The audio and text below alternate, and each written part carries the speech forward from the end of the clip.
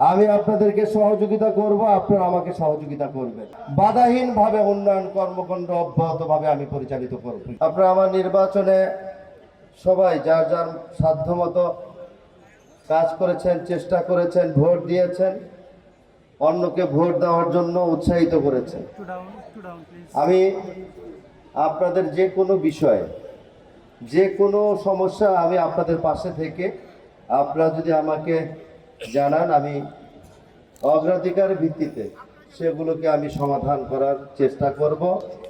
আমার নৈতিক জায়গা থেকে আমি মনে করি একজন রাজনৈতিক কর্মী হিসাবে সামাজিক সকল কাজগুলো এলাকার মুরব্বিয়ান গণ্যমান্য ব্যক্তিবর্গের সাথে আলাপ আলোচনার মধ্য দিয়ে সেগুলোকে সমাধান করা উচিত।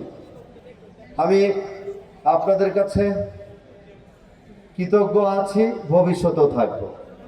আমি আপনাদের সন্তান হিসেবে, আপনাদের ছেলে বন্ধু হিসাবে, ভাই হিসাবে আমার যতটুকু প্রয়োজন এটা ঢাকা 15 আসন গড়ে তোলার জন্য আল্লাহ রব্বুল আলামিন আমাকে যতটুকু দায়িত্ব দিয়েছে সেই দায়িত্বের মধ্য থেকে নিয়ম কানুন মেনে সততা এবং নিষ্ঠার সাথে সেই কাজগুলো আমি করবো ইনশাআল্লাহ। আমি সিটি কর্পোরেশনের দায়িত্ব পেয়েছি।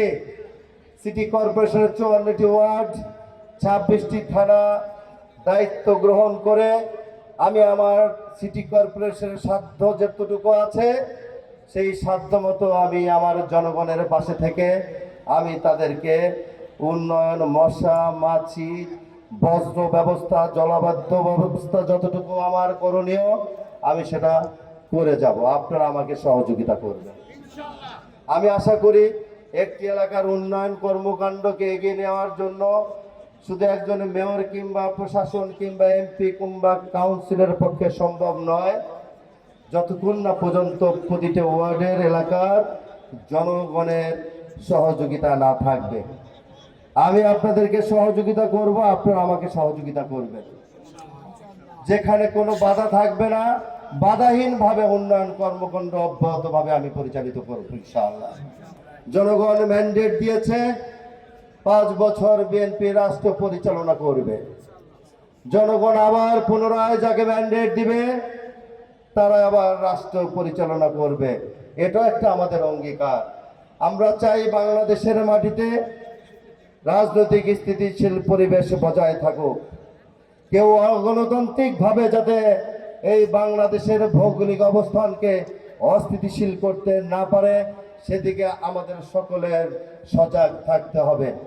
আমি নির্বাচনের আগেও বলেছি, এখনো বলছি, আমি এবং আমরা আমার পরিবার আপনাদের পাশে এখনো আছে, ভবিষ্যতেও থাকবে ইনশাআল্লাহ।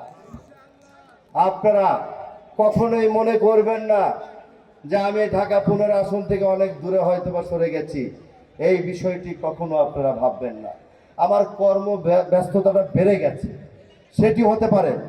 ডিএনসিসি সরকারি অফিস করার পরে কিন্তু আমি আমার নির্বাচনী অফিসে প্রতিদিন রাত্র 8টার পর থেকে 11টা 12টা পর্যন্ত আমি করি, এবং প্রয়োজন বোধে প্রতিটি ওয়ার্ডে ঈদের পরে আমি গিয়ে আগের মতো আমার প্রিয় জনগণের সাথে আবার গিয়ে দেখা করব।